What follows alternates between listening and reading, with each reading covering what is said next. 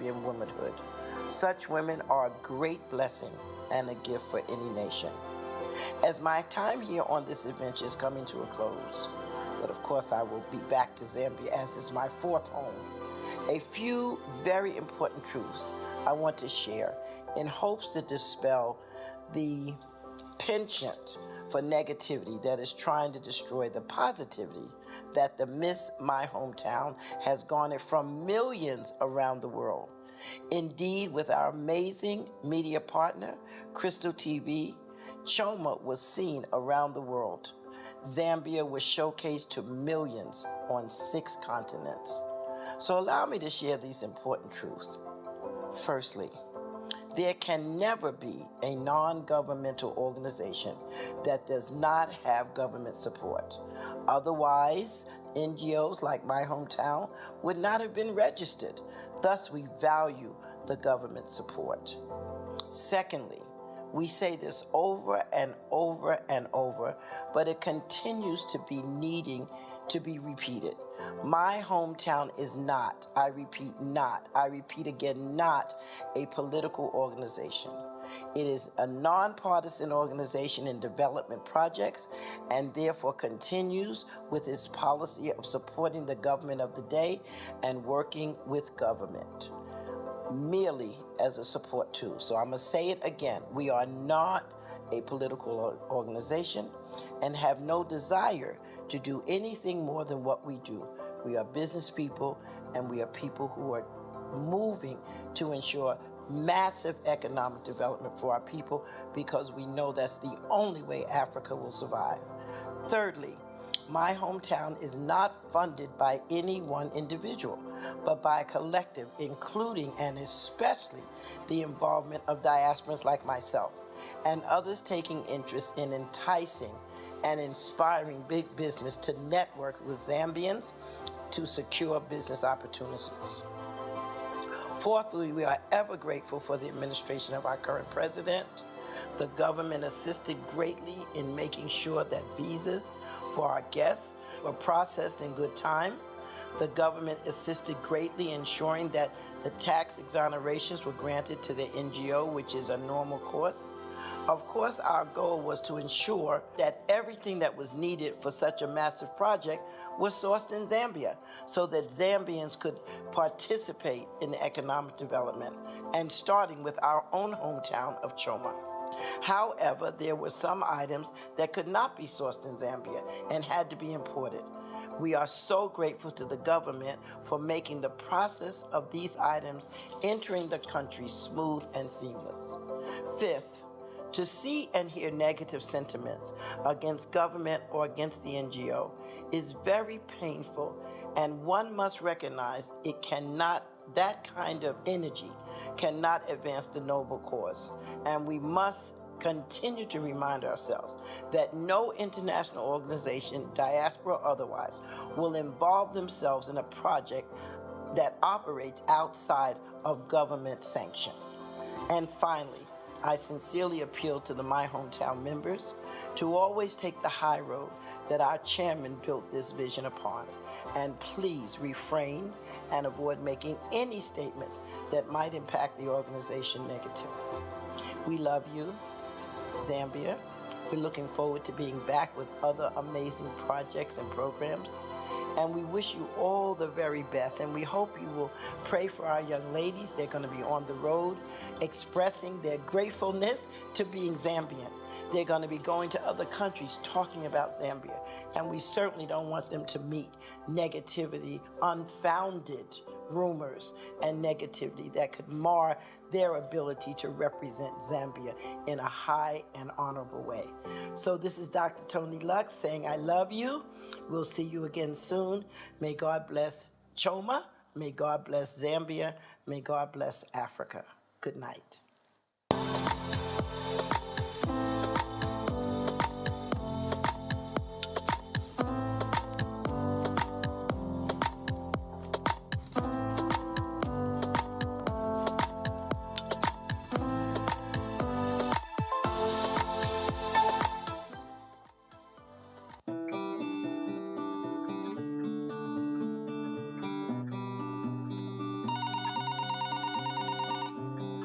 tone, no one is available to take your call. Please leave a message after the tone.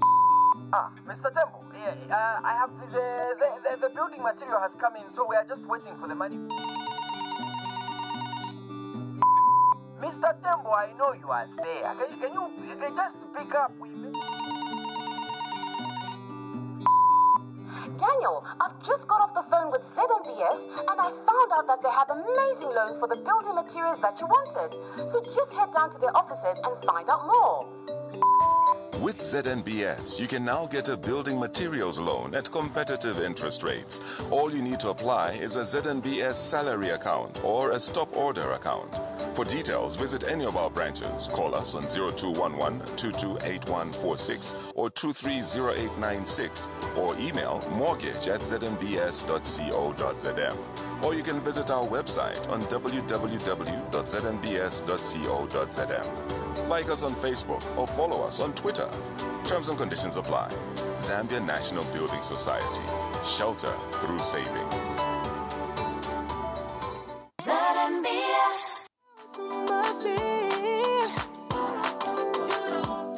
To get the energy you need to tackle day-to-day challenges, you need to start your day by getting off a Manao mattress.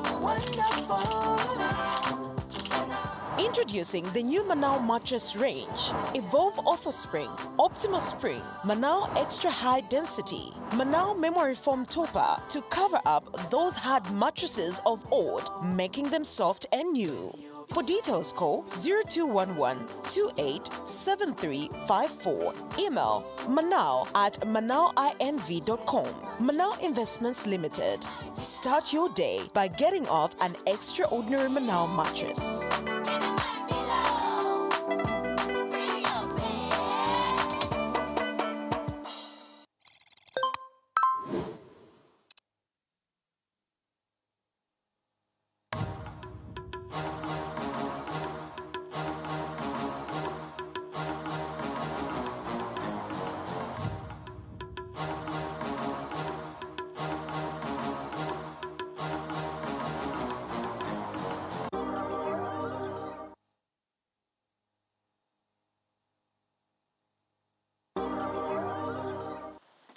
Good evening.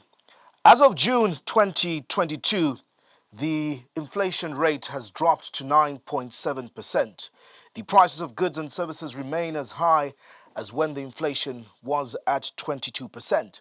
The cost of living for a family of 5 in Lusaka, as measured by the Jesuit Center for Theological Reflection in its monthly Basic Needs and Nutrition Basket (BNB) for the month of May of 2022, stood at just roughly 9,293 kwacha for Ngwe, or estimated at 10,000 kwacha. This shows a decline of 33 kwacha 37 Ngwe rather from April in 2022, when the basket was just roughly around 9,300. This month's fuel price was increased to an average of 25 kwacha when the exchange rate per dollar dropped to about 16 kwacha. Now, according to the Ministry of Finance, the economy of Zambia fell into a deep recession due to the adverse impact of the COVID-19 pandemic. Real GDP contracted by an estimate 4.9% in 2020 after growing by 4% in 2018 and 1.9% in 2019. The output contraction is the result of an unprecedented deterioration in all key sectors of the economy. Just last week on Friday, the World Bank also announcing that they had reclassified Zambia into a low-income country. What does this all mean for Zambians as they put food on the table? I'll be introducing my guests as we discuss Zambia's economy right after this.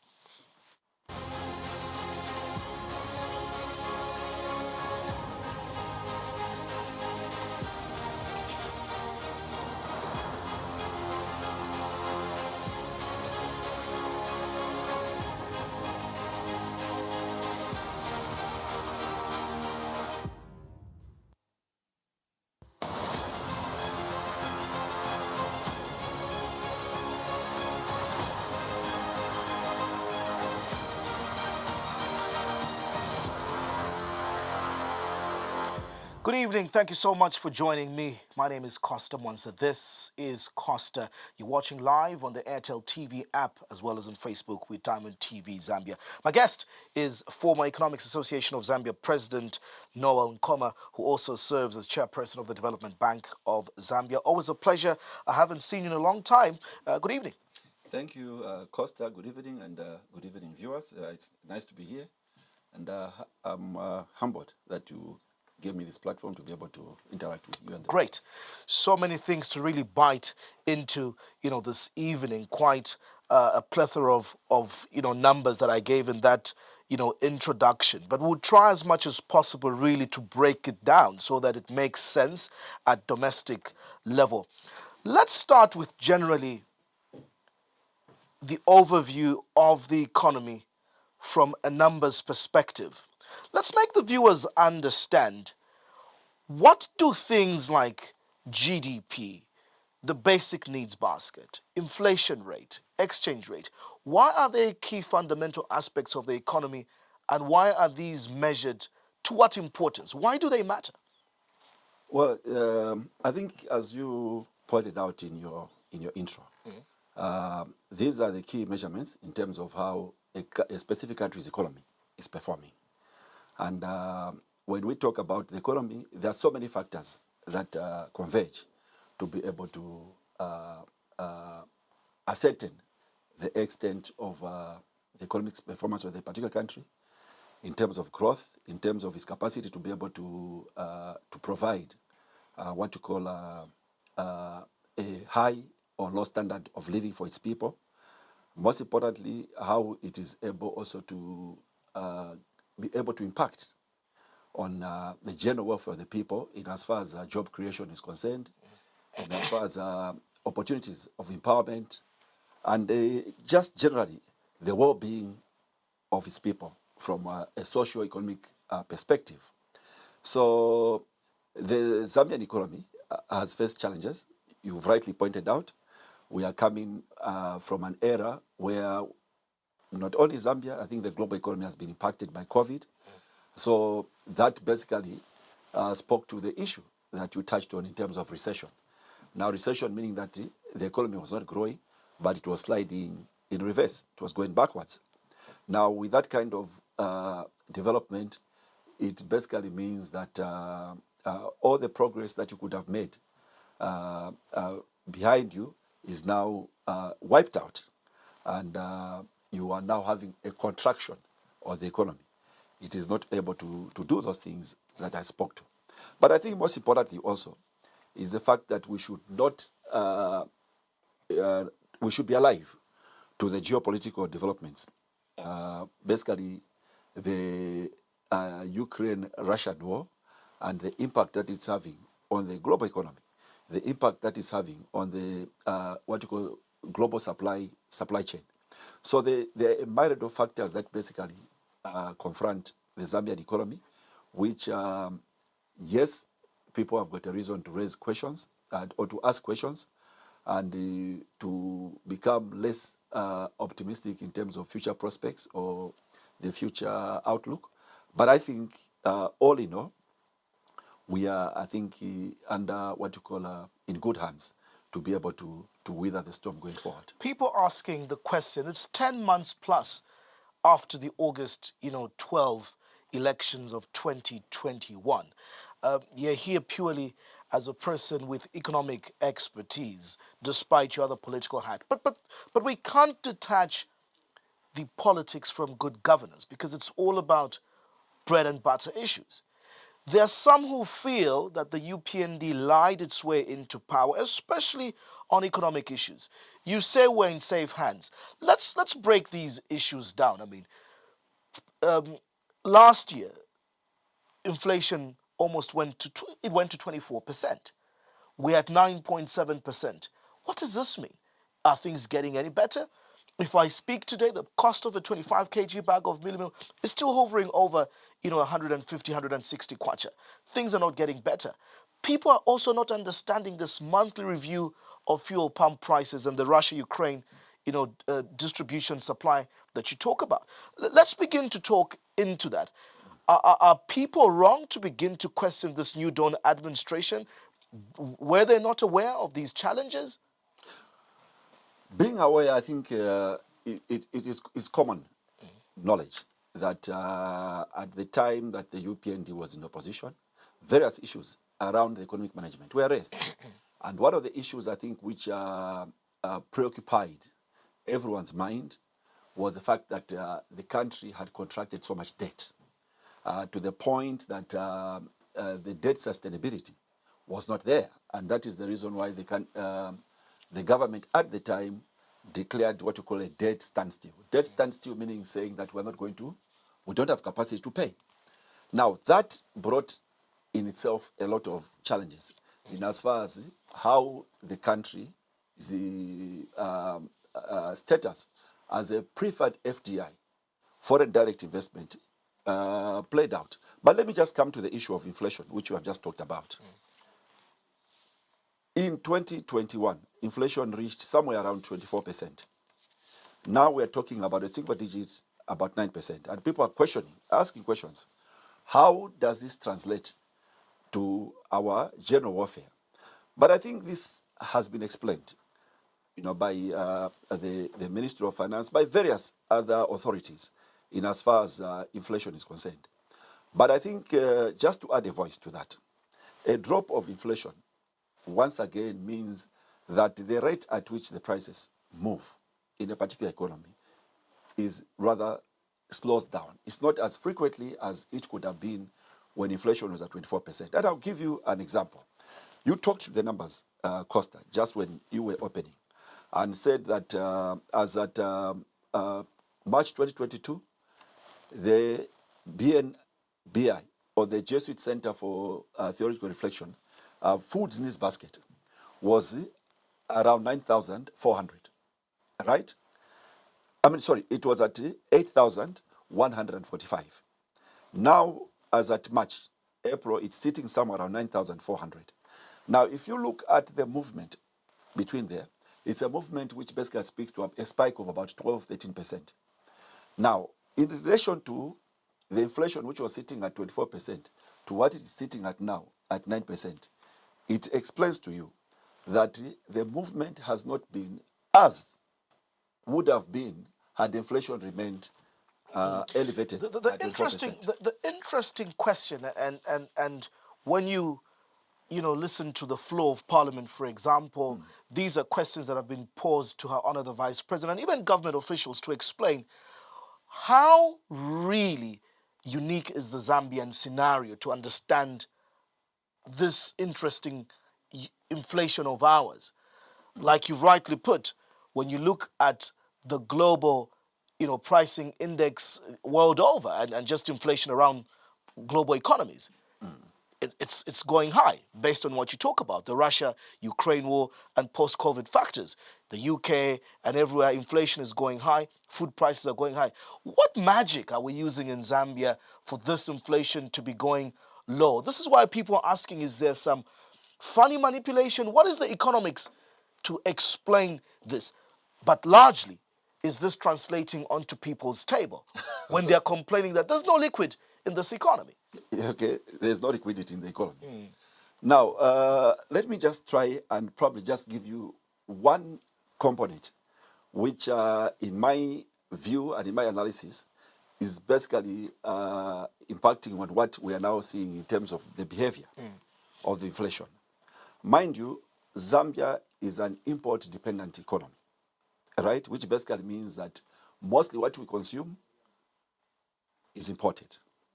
Now, if you look at how the kwacha has behaved in the last 6 months, it has basically, one, it has stabilized. At one point, Costa, if I may take you back, there was a time when the inflation rate and the kwacha exchange rate to a dollar was at par, 24, if you remember very well. Now, where is the kwacha? As we speak now, it is trending somewhere around 16.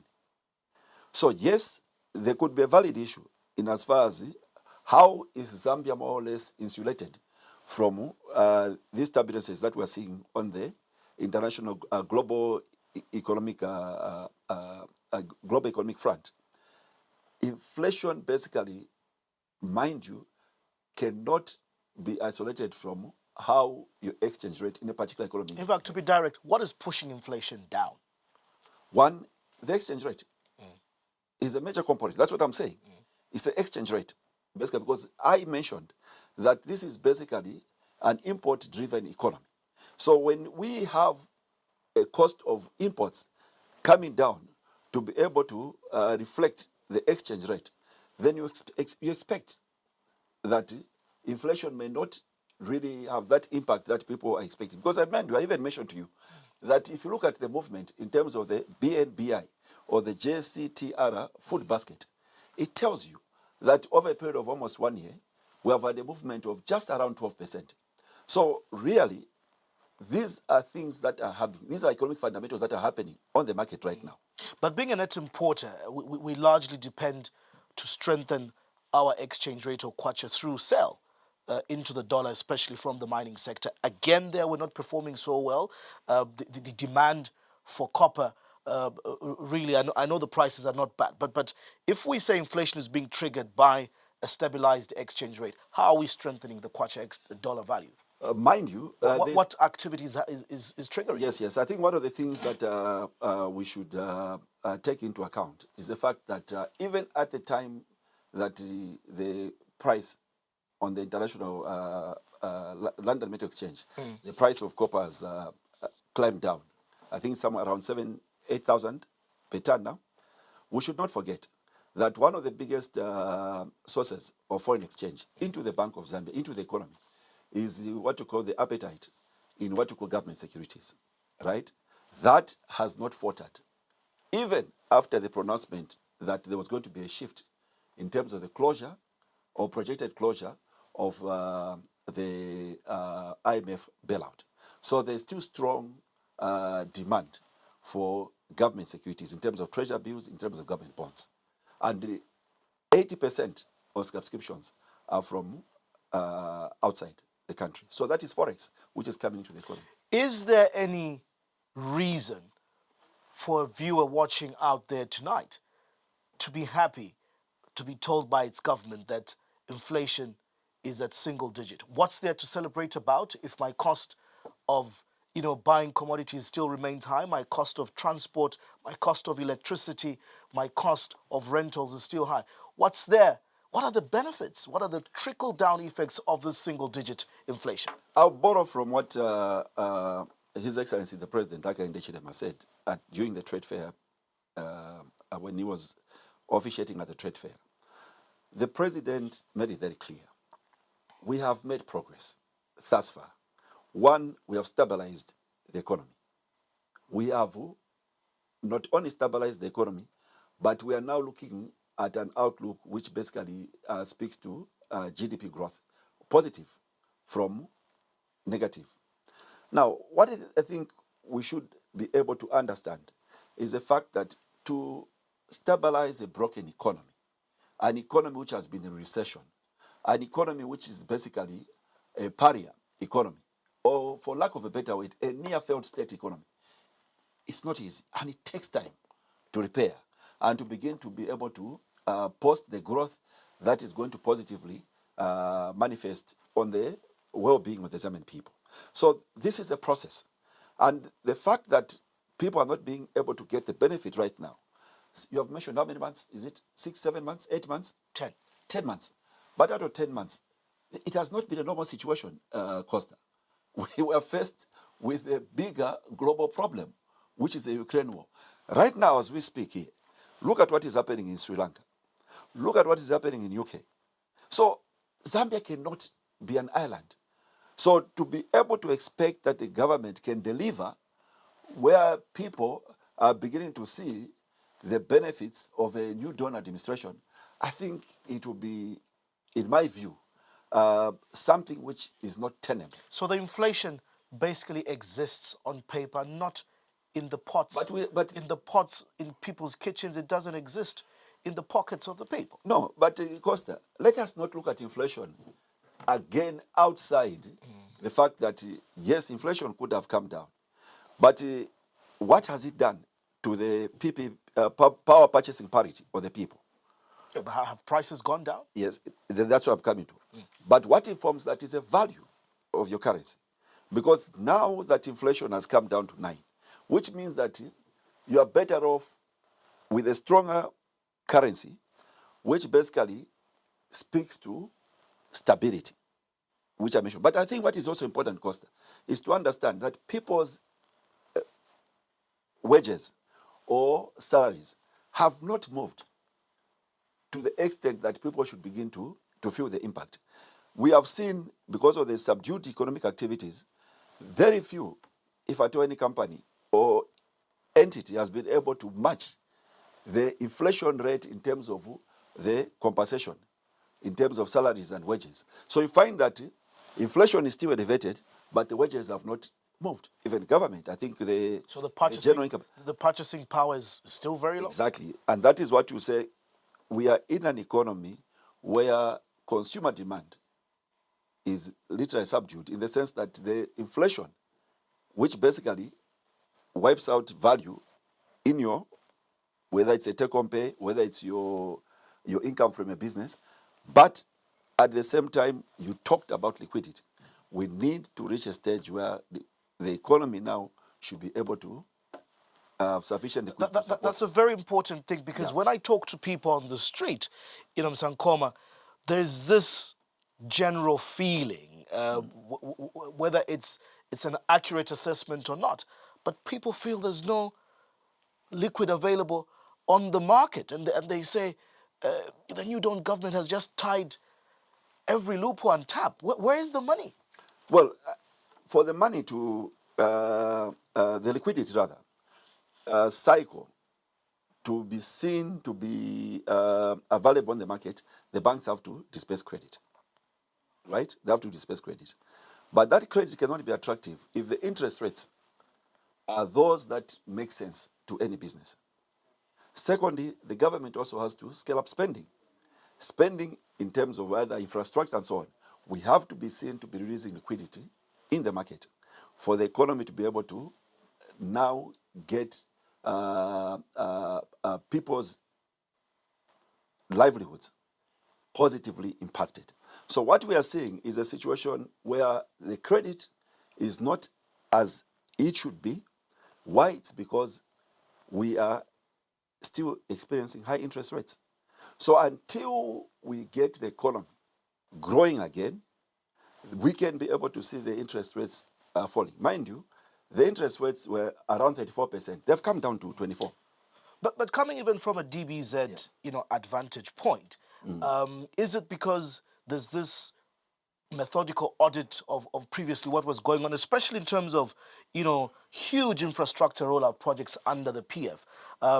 Very few suppliers are being paid, so there's no money trickling down into the rest of the economy, either through, taxes being paid into NAPS and by local private suppliers. I think even with commercial banks, it's issues of loans being serviced and emoluments for civil service. So it's like the country is on some sort of just hand to mouth. Are we seeing any significant or minimal impact growth in terms of activity, especially in the private sector, for liquid to begin to flow? Yeah, but government, being the biggest consumer of goods and services, had to spend for the economy to start pumping again, to begin to fire on all cylinders. So until we deal with the issues which basically are constraining growth in the economy, you cannot expect government to spend. Because mind you, for the government to be able to spend, they have to earn the money. We are now running what we call a budget deficit. So all those things basically constrain government's capacity to be able to spend, whether it's on infrastructure, whether it's on social welfare, so that the liquidity in the market can be felt. The UPND has done things in their 2022 budget a bit differently by increasing the spend in CDF as a means of economic decentralization in terms of money trickling down. But there seems to be a lot of, bottlenecks as well, there.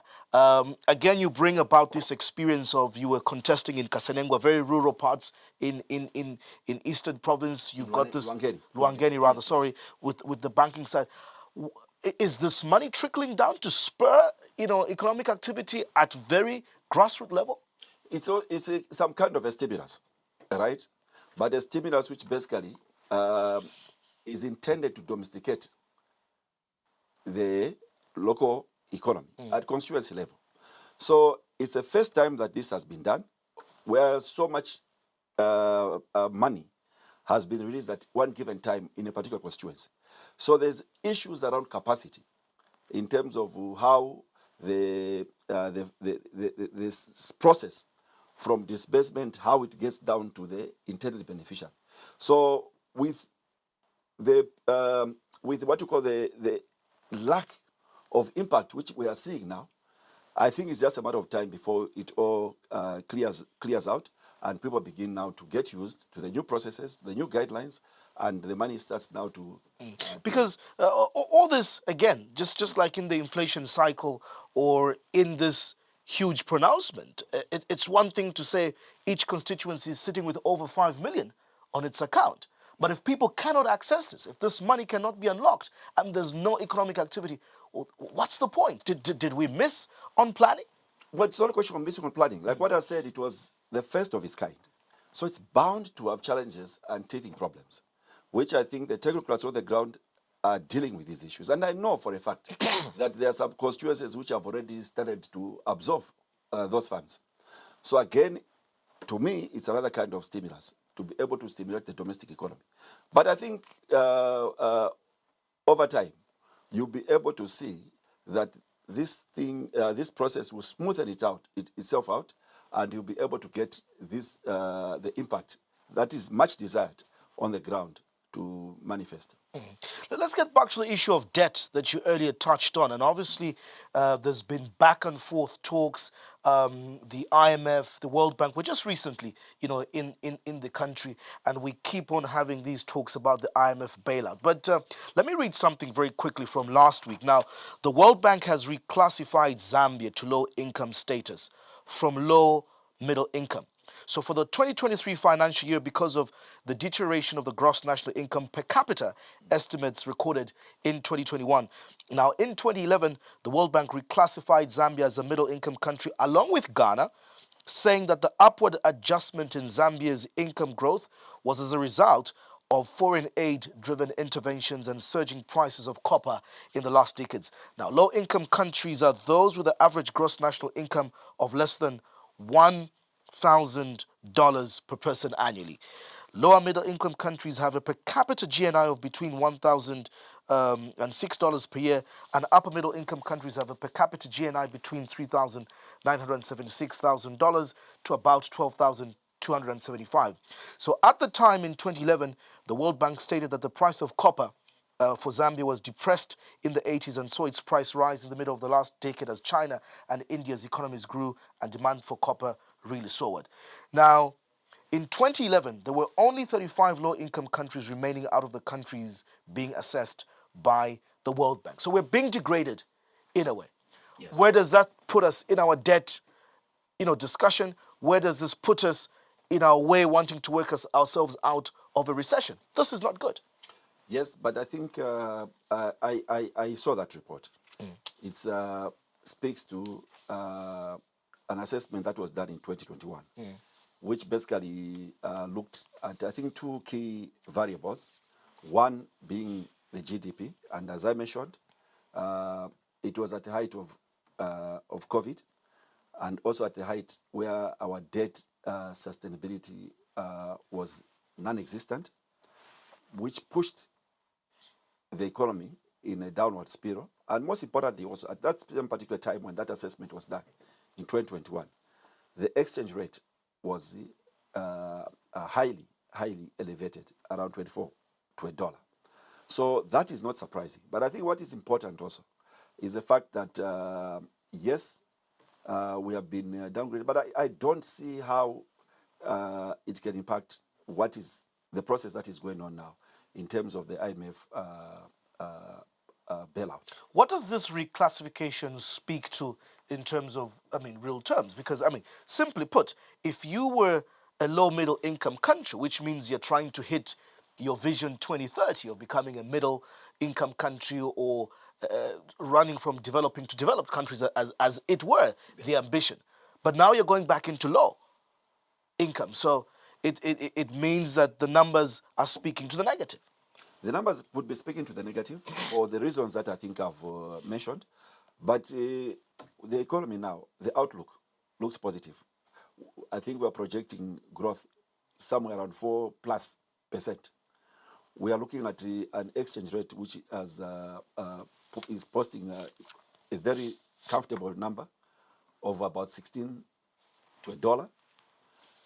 It's also talking to an economy which has stabilized and ready to take off. So I don't see that situation to hang around us for a little longer than probably beyond this year.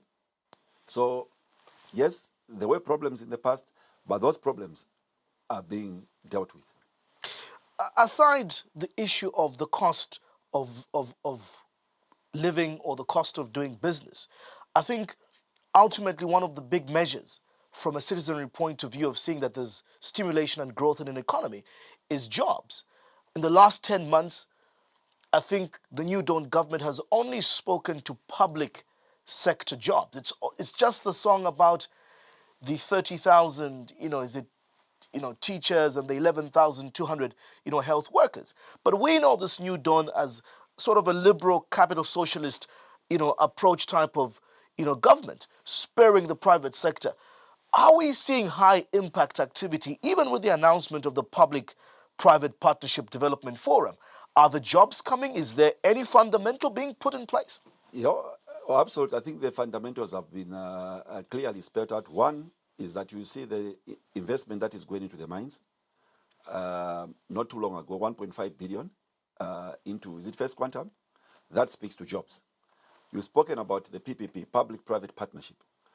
This year, you will be seeing probably almost $1 billion in terms of PPP concessions, which are likely to be signed. That speaks to job creation. So if you are going to have, in 1 year, that kind of injection into the economy, 2.5 billion, because of which is private sector capital into the economy, that speaks to jobs. So besides what the government is trying to do in terms of the creation of jobs for teachers, creation of jobs for medical personnel, there is also the component from the private sector, because I know for a fact that this year we are going to see quite massive injection into the economy. I think that's a major worry, and coming out of a post-COVID pandemic globally with what is happening, economies sort of went on a default setting, and it's how you recalibrate yourselves to get back into economic stimulus. How, for example, are entities such as the Development Bank? I mean, this seems to be a sleeping giant, and the fact that we're trying to propel private sector, driven, jobs. We hear that the private sector is crowded out of commercial, borrowing due to barriers such as the high interest rates that you've spoken about. It becomes more attractive for commercial banks to lend to government through bills and bonds because the yields are higher. What are players such as yourselves at DBZ doing? Do we see the SMEs growing and again stimulating growth in the private sector? Absolutely. I think the role of the development finance institution like DBZ is to ensure that we fill the vacuum which commercial banks consider risky. That is medium to long-term capital. And I think DBZ is being repositioned now to be able to reclaim its mandate to provide development finance. So I think in the next few months, before definitely the end of the year, you will see DBZ beginning to lend again. What we want to do at DBZ is to ensure that we target those high impact projects which create jobs, which is support government's efforts to maximize revenue collection in terms of taxes and so on, but also most importantly, to be able to impact real growth on the economy around all sectors, which basically are high labor or capital intensive. But how do the real people benefit? I mean, these monies so often, when you look at reports, are tied to the fact that it's PEPs or politically exposed persons or privileged people that get benefits from institutions such as DBZ that you sit as board chairperson. How will this criteria be robust, fair, and competitive enough to achieve that high impact, that investment is given to benefit Zambians, to benefit for people to have industry that creates jobs? Exactly. I think the issue that you raise in terms of how DBZ manage its loan or credit portfolio is something that I think the new board has taken note of and is now repositioning the bank. And one of the things that we want to do is to strengthen what we call credit underwriting. Let us give money to those who are deserving, regardless of political affiliation. And that I would like to make it clear. But over and above that, we will ensure that in areas where there seems to be failure for support from commercial banks, we step in. But our stepping in should ensure that it makes business sense. And secondly, it supports the government economic recovery plan agenda. But I think also, in terms of the SMEs, DBZ is a development finance institution. Where we cannot be able to structure a facility for the SMEs, we are now going to also adopt what you call an Apex lending channel, which basically means that we'll go into partnerships with commercial banks. For example, NatSave, it could be Zambia Industrial Credit Bank, and create a portfolio there for SMEs, which will make it easier, not only for the purpose of credit and risk assessment, but also most importantly for monitoring. Because DBZ does not have the branch network to be able to monitor projects around the country. So we're going to work through commercial banks to be able to... Is this a plan in the working? How soon will it roll out? What figures are we talking about? I mean, in the previous administration, there was a 10 billion kwacha stimulus after of COVID through the Bank of Zambia into commercial banks. And up to now, if at all, very few stories would come out of who benefited from that. So I think it will excite a lot of people watching tonight if you say DBZ through an access, or is it an Apex kind of a thing, Apex, yes. will give through either Zanaco or NatSev or Zikib. But how do we, what kind of projects are you looking to finance? How does one qualify? Well, this is something which is in the pipeline, and it will be probably premature for me to make that announcement now, until we finish all the spade work in terms of the necessary assessments, appraisals, and so on and so forth. But I can assure you that this is something that we are taking very seriously, and it's our intention that before the end of this year, we should begin to roll out some of these facilities. President Hichilema says the taste of the pudding is in the eating, and at one point last week, he was pleading to say Zambians are going through some bad times, but what should be done, Zambians need to be a bit more patient, maybe for another, 9-10 months. The key question now, Mr. Nkoma, what should we be doing as a country in the short, medium, and long term? Because as much as we can enjoy some single-digit inflation, there's still painful points. Fuel at 26 kwacha, diesel per litre, electricity tariffs, we're still tinkering around whether we should adjust the tariffs higher. And for Zambians, it's always the cost of a bag of millimil. I can't understand why wungaudula. So how should we be approaching this patience and anxiety equation? I think, let me take you back to what we went through in the early 1990s. In biting the bullet. We are in some kind of a structural adjustment program. And I think, Costa, you and me have lived through that process. It's painful, but it's a necessary pain if we have to get this economy working again, working for the people, working for the peasant farmer in Shangombo, working for my grandmother in Wangeni. We have to take pain. But again, as the president has said, yes, we have to be patient. There's nothing magical that you can do beyond what the government is already doing. Because I think the fact that the economy is in the state that it is, it requires some decisions, which as painful as they may be, which have to be taken to correct and get this economy working again for all of us. Working again, it has to be. So in all sectors of society, whether it's in the mines, it's in private sector, it's in SME, we need to get busy and selling. You touched on the fact that the interest rates were either coming down, but I think they still remain a huge point of contention because for businesses to grow, for businesses to survive, when you're in a deficit, like you said, you have to borrow, whether in private sector. But how tenable is it when rates are sitting between 25 and 30% in comparison to something we spoke earlier on, the monetary policy rate, which seems to be flattened now for the last couple of, Bank of Zambia has maintained it at around 9%.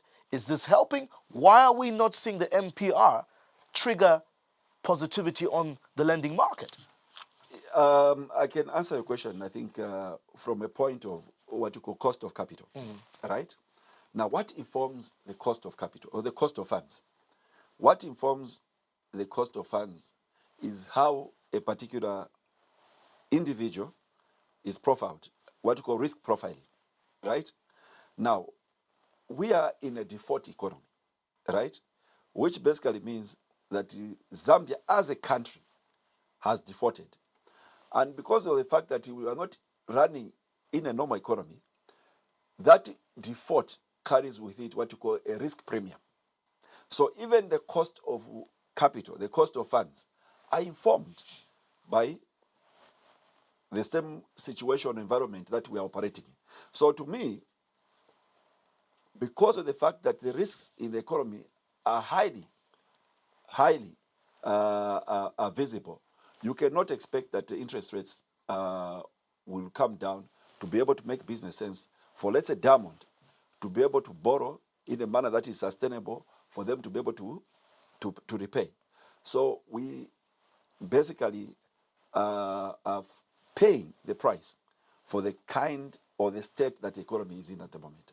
As a banker yourself, are these interest rates based on that risk profile that you're talking about, or it's a commercial killing by the banks? But also what contributes to it is also the appetite by government to borrow. That's what I was saying, because so if government is borrowing every time from commercial banks for salaries and so on. Exactly. Why? It's simply because if the government is going to borrow at those high interest rates, whether it's treasury bills or government securities, which basically means that a major portion or chunk of liquidity, which is supposed to be circulating in the private sector, is now all basically going to support what you call a government's appetite to borrow. So until we reach a stage where government's appetite can be subdued and free that resource into the private sector, then we can probably be able to see the interest rates climbing down. Government's appetite to borrow versus stimulation into the private sector. And I'm concerned about the SME. Yeah. This government has come to create a specific ministry for SME. But are we treating this really as serious business to take ourselves out of poverty or to take us back into lower or to achieve the Vision 2030? Because sometimes we treat private sector and SME like it's a charity, like it's donation. You're giving loans, you're giving this word of empowerment. I think other economies that are serious about the entrepreneurship business, about the SME growth, have put in very rigorous and deliberate policies that stimulate growth. Are you satisfied with the manner in that we still only have, is it CEEC, and now the ministry, on the other hand, it's Ministry of Youth and the social welfare and so on? Are we taking the SME drive aggressively as part of economic GDP growth? Yeah, I think it's the way that it has to be structured for it to have an impact. And you're rightly right to be able to observe that we've got so many of these arms, basically, which are intended to be able to support the SMEs, but there's no impact that is being felt on the ground. So to me, I think we have to restructure how we be able to support SMEs in terms of whether it's business advisory or whether it's access to credit. So a lot of work has to be done. And I think at this moment in time, rightly so, we may be seen not to be doing enough or sufficient support is not being given to the SMEs on the ground. And just to hammer on that as well, I mean, you can create a ministry with a portfolio to say you're looking at SMEs and so on. But do we have industry support for this. And let me justify, we still remain highly dependent on mining because that is what resource we have, whether it's copper, gold, and so on. But when you look at the fact that there's huge demand now for copper and its byproducts for car, motor batteries, there's no tangible industry to support that, to create jobs and basically offlets for growth in industry. Agriculture still remains huge. People need to eat. But the value addition to that, is that not where we're missing it in terms of these horizontal, vertical supply or productive chain integrations? You're absolutely right. And I think the new Donor administration, to its credit, they have created a ministry specifically to be able to formulate a strategy around SMEs, which is the Ministry for SMEs. So maybe it is too early to tell in terms of how much impact it is having to be able to support the SMEs. But I think it's a process which is evolving, and we should be able to account at the end of 1 year to say, well, this ministry has been in operation for the last 1 year. What impact has it had on the ground to be able to support SMEs? So I think it's a process which should be not only supported, but I think the government should also be able to take very seriously. Let us push resources into the SMEs, because if we're going to deal with the issue of unemployment, the youths want jobs. We have to ensure that we're investing in that space where the jobs will be created, and that is the SMEs. They say once beaten, twice shy. You gave an analogy of us coming out of, the famous, HIPC, completion and the structure adjustment program straight after the MMD took over in the 90s and obviously privatizing of the mines and so on. We are back again with experience. We are not a young country. We are 57 years into independence. We've learned lessons. We had a debt of about $7 billion. Some was given off and so on. We're now sitting at around, $20 billion. But with a good opportunity that Africa is the next frontier for all these, raw materials. But then our mines, Mr. Nkoma, are not operating at optimum where we were supposed to be.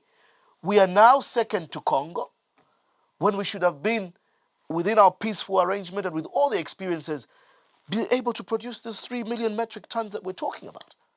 Yeah, I heard talking about what could have happened in the last 10 years.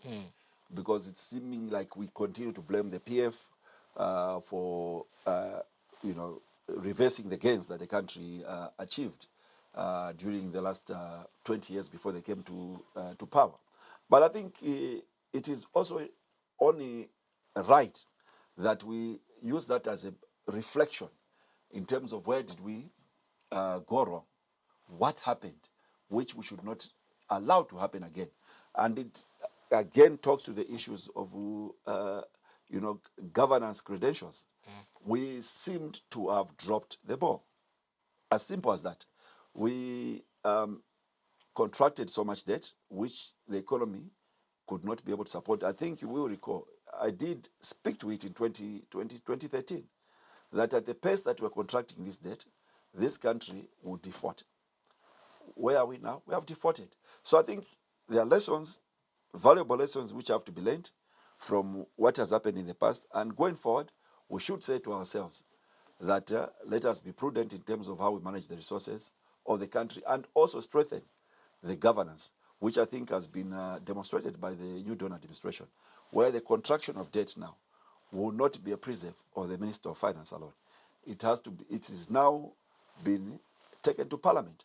The minister, it's a law now. He has to secure approval from Parliament to secure what debt, from who, and for what.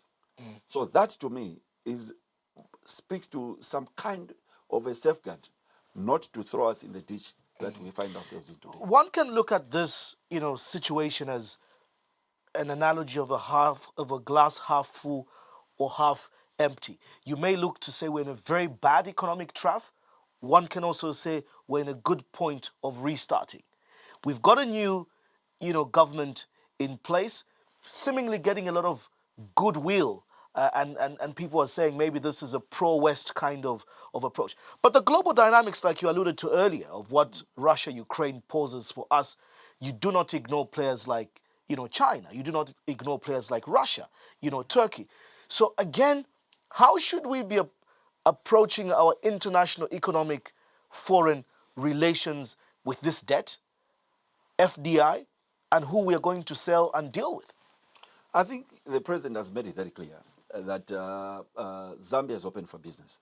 And in that pronouncement alone, it does not segregate whether it's China, whether it's India, whether it's Bangladesh. I think Zambia is open for business. And I can promise you, Costa, there's so much interest out there to walk into Zambia and begin to do those things that I think we have eluded us in the past few years. So it is, I think, for government to maintain a policy, which is an open policy, but pushing very strongly what you call economic diplomacy, regardless of who you are talking to. What should be of importance is it going to benefit the Zambian people? Is it going to benefit Zambia as a country? So, yes, we are behind Congo in as far as mining output is concerned. But again, there are reasons around how we managed our mining fiscus, how we managed the issues around policy consistency in the mining sector, which drew away the much needed investment. So having learned those lessons, let us now begin to take actions and steps that now speaks to credibility, speaks to transparency, and most importantly, consistency in policy. If there's promise of that consistency, I know that the variable tax on copper pricing was removed, which the mining conglomerates were asking about. In return for that were investment pledges. Apart from the 1.5 billion that we talk about with FQM, we still have problems at Mopani and the teething issues, with Glencore. We still have issues at, KCM with Vedanta. By and large, the largest employer. Should we not be in a hurry to be unlocking these issues? We need the Forex, we need the jobs, we need the copper going out there. Yeah, but I think there are also issues around how these mines found themselves in the situation that they are in right now. There's legal issues around KCM, which I think government is trying to unwind. Hopefully, this can be done this year. But again, what I can say is that we should not pretend that government has got the money to be able to recapitalize the mines. The mines are in dire need of recapitalization. The Mopani itself, I think, should be in excess of $300-400 million. Nkoma copper mines, again, is something going in the highs on the north of about $500 million. So let us allow private investment to come into the mines. But in so doing, let us create what you call a win-win a kind of agreement where, yes, we want FDIs to come into the mines, but it should come not on their terms, but on our terms. When I say on our terms, we should get the right mix of that FDI, not one which is only tilted towards which benefits the investor. But the Zambian people must begin to get the benefit of their resources. I love that you hinge on that point, because there's also concern, again, coming out of the privatization of the 90s, that we sold the mines, for a song. And if you see what is happening across the world right now, there's so much about internal country sovereignty before you look at economic relations. There are fears about these immediate praise singing from the West and lovers of Zambia now. Are we not mortgaging our country? Not at all. I don't think so. I don't think so, in the sense that I think every government is very much alive to the kind of investment that they can be able to attract into the country. Sovereignty is something that is very paramount. And I've not come across any government which has exchanged sovereignty for FDI, whatever you call it. But we have a reason to believe that the government understands the importance of sovereignty, regardless of the quantum, the size of the FDI that we want to attract. So when someone talks about mortgaging the country, in what sense? Because this is private capital. It comes and goes. So are we saying that because of that FDI, the government will go to sleep and let the FDI walk all over them? No, I don't think so. So I think on that aspect, I want to believe that government knows what it is doing and they know what kind of investment. The president labels or brands himself as the chief, marketing officer of this country.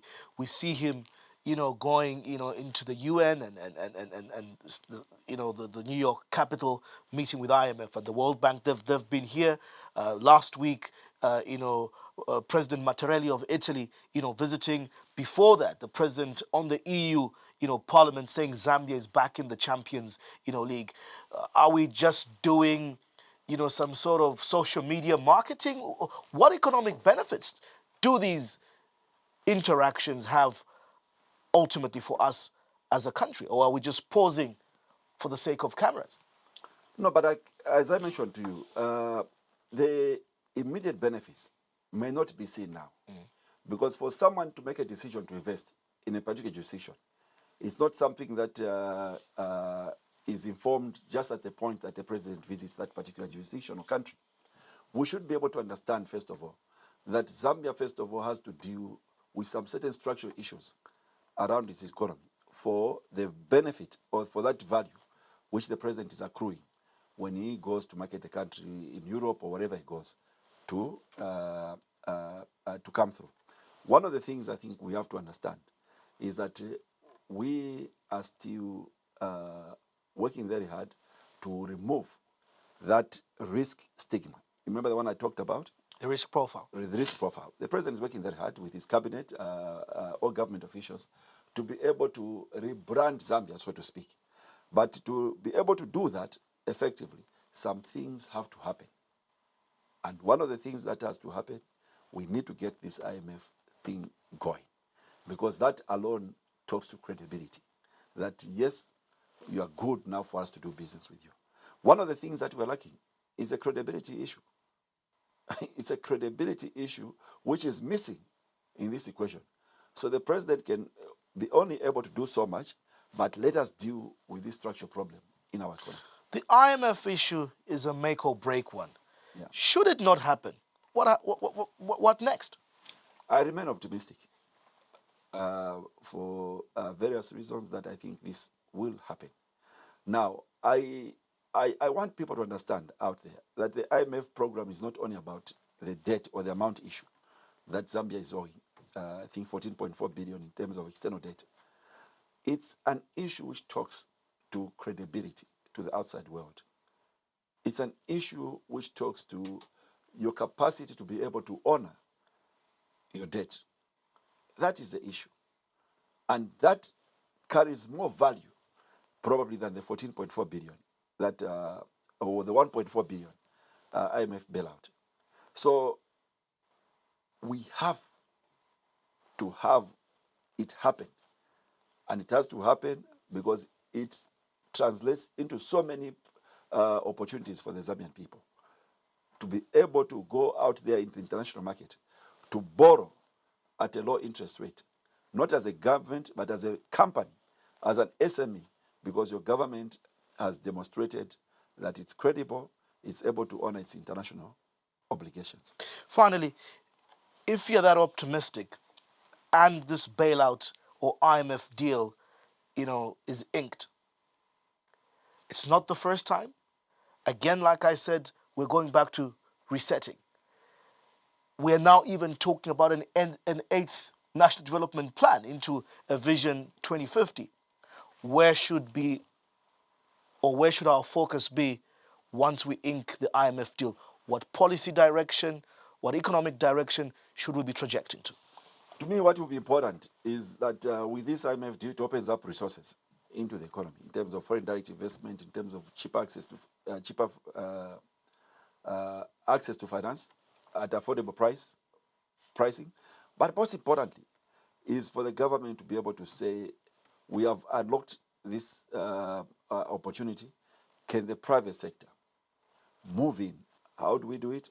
Invest in those sectors where there's an impact. Tourism, for example. Agriculture, value addition in agriculture, very important. And most importantly, also the value addition in the extractive industries.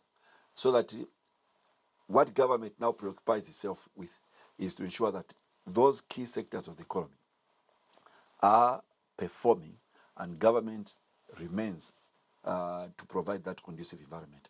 Let the private sector drive growth for job creation. They should drive growth for the economy to be able to grow.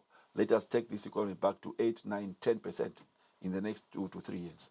That is the only way that we can be able to begin to get the benefits of what you call the economic reform program that the government, or economic recovery program that the government has embarked on. How long should we give it? To me, I'm looking at a horizon about 2 years, 3 years. We should begin to really feel the impact of economic recovery. Noel Nkoma, thank you so much for joining me on Costa, and always a pleasure to have your insights on these economic issues. It's a pleasure. Thank you very much. My guest has been the former Economics Association of Zambia president, who also serves as chairperson of the Development Bank of Zambia board, Mr. Noel Nkoma. We've been discussing Zambia's economy. Obviously, so many questions around economic micro and macro fundamentals, the dropping inflation levels against high cost of commodities, and of course, the cost of doing business. Some of those issues broken down. Remember that by subscribing to our YouTube channel, Diamond TV Zambia, and clicking on that bell icon for notifications, you can catch exclusive all these shows and more that you may have missed live also on the Airtel TV app. Catch the repeater episode tomorrow on Diamond TV 271 at 9 o'clock. Good night and God bless.